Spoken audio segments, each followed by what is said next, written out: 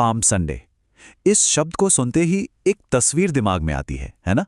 यीशु एक गधे पर सवार हैं, यरूशलेम में एंट्री ले रहे हैं और चारों तरफ लोगों की भारी भीड़ है।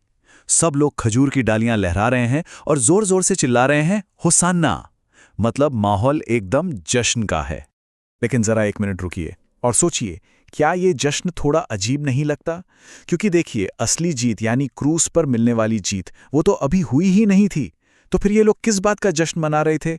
क्यों इस एंट्री को एक विजयी प्रवेश कहा जाता है जब असली लड़ाई तो अभी बाकी थी? इस पहेली का जवाब एक बहुत ही पुरानी कहानी में छिपा है। पुराने नियम की एक किताब में, एस्तर की कहानी।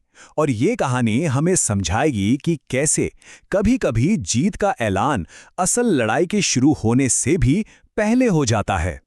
तो चलिए पहले इस कहानी के किरदारों से मिलते हैं। सबसे पहले हैं राजा क्षयाश, एक बहुत बड़े साम्राज्य के शासक। फिर है उनका सलाहकार हामान, जो बहुत घमंडी है। एक तरफ है मोर्दकाय, एक स्वाभिमानी यहूदी जो किसी के भी आगे झुकने से इनकार कर देता है। और फिर है हमारी हीरोइन रानी एस्तेर, जो खुद एक यहूदी हैं, लेकिन ये राज उन्होंने सबसे, यहां तक के राजा से भी छुपा कर रखा है। अब कहानी में ट्विस्ट तब आता है जब हामान मोर्दके के इस रवैये से बुरी तरह छिड़ जाता है। उसका गुस्सा इतना बढ़ जाता है कि वो सिर्फ मोर्दके से नहीं बल्कि उसकी पूरी कौम से बदला लेना चाहता है। वो राजा को भड़काता है और एक फरमान जारी करवा लेता है। देखिए, ये कोई मामूली हुक्म नहीं था। ये एक ऐसा शाही फरमान था जिसे एक बार जारी करने के बाद कोई, यहां तक कि खुद राजा भी बदल नहीं सकता था। और उस फरमान में लिखा था कि एक तय दिन पर साम्राज्य के सारे यहूदियों को खत्म कर दिया जाए। और यहीं पर एंट्री होती है रानी एस्तर की। वो जानती थी कि मौत का ये फरमान रद्द तो हो नहीं सकता, क्योंकि शाही कानून ही ऐसा था। तो उन्होंने एक बहुत ही शानदार योजना बनाई। वो राजा को एक दूसरा जवाबी फरमान जारी करने के लिए मना लेती हैं। और ये नया फरमान यहूदियों को ये अधिकार देता था कि जब उन पर हमला हो तो वो अपनी जान बचाने के लिए पलटकर लड़ सकते हैं। और अब सोचिए, सिचुएशन कितनी अजीब हो गई। पूरे साम्राज्य में एक ही समय पर दो शाही फरमान लागू थे। एक जो यहूदियों की मौत का हुक्म देता था, और दूसरा जो उन्हें अपनी जान बचाने का अधिकार देता था। सबसे जरूरी बात यह है कि पहले फरमान को मिटाया नहीं गया था, वो अभी भी पूरी तरह से लागू था। तो अब इस कहानी को यहां थोड़ा रोकते हैं और वापस पाम संडे पर लौटते हैं, क्योंकि एस्तेर की ये कहानी सिर्फ इतिहास का एक हिस्सा नहीं है। असल में ये एक बड़ी आत्मिक सच्चाई को समझने की चाबी है, एक तरह का ब्लूप्रिंट है। देखिए, ये दोनों कहानियां कितनी मिलती जुलती हैं। एस्तर की कहानी में यहूदी कौम पर मौत का फरमान था। ठीक उसी तरह पूरी इंसानियत पर पाप की वजह से मौत का नियम लागू है। वहां दुश्मन हामान था, यहां दुश्मन शैतान और पाप है। और जैसे रानी एस्तर ने एक जवाबी फरमान से बचने का रास्ता खोला, ठीक वैसे ही यीशु का आना वो दूसरा जीवन देने वाला फरमान है। ये जो पहला फरमान है, यानी पाप और मृत्यु का नियम, ये कोई नई बात नहीं है। ये अदन की वाटिका से ही लागू है, जब से इंसान ने परमेश्वर की आज्ञा तोड़ी थी। ये एक ऐसा अटल आत्मिक कानून है जो कहता है पाप का अंजाम मौत है। और हजारों सालों से इंसानियत इसी एक फरमान के साये में जी रही थी। और ठीक इसी मोड़ पर कहानी में यीशु की एंट्री होती है। उनका दुनिया में आना किसी आम गुरु या उपदेशक की तरह नहीं था। नहीं, वो सर्वोच्च राजा यानी परमेश्वर की तरफ से एक नए फरमान का जीता जागता ऐलान थे।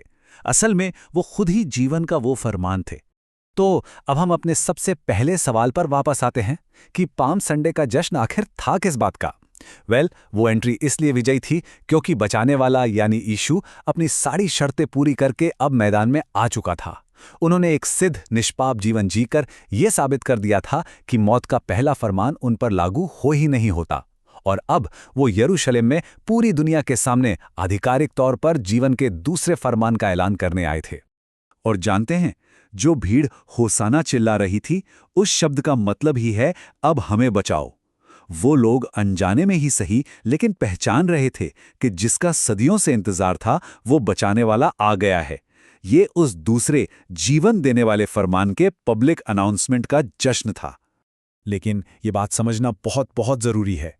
बिल्कुल एस्तेर की कहानी की तरह जीवन के नए फरमान के आने से मौत का पुराना फरमान मिट नहीं गया। वो आज भी मौजूद है। वो आज भी एक सच्चाई है। फर्क बस इतना है कि अब एक दूसरा फरमान भी है, एक बचने का रास्ता भी खोल दिया गया है। सोचकर देखिए, एस्तर की कहानी में यहूदियों को बचाने के लिए सिर्फ नए फरमान का होना ही काफ़ी नहीं था, है ना? उन्हें उस फरमान के बारे में सुनना पड़ा, उस पर यकीन करना पड़ा और फिर अपनी जान बचाने के लिए उस पर एक्ट भी करना पड़ा, उन्हें लड़ना पड़ा। ठीक उसी तरह जीवन का ये नया फरमान भी अपने आप काम नहीं करता। ये एक प्रतिक्रिया मांगता है। इसे सुनने, इस पर विश्वास करने और इसे अपनाने की ज़रूरत है। बाइबल में ये बात बहुत साफ साफ लिखी है।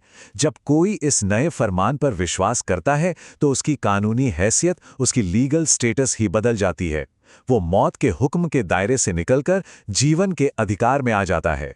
वो सचमुच में मृत्यु से पार होकर जीवन में प्रवेश कर जाता है। तो आखिर में ये पूरा विश्लेषण हमें एक सवाल के सामने लाकर खड़ा कर देता है।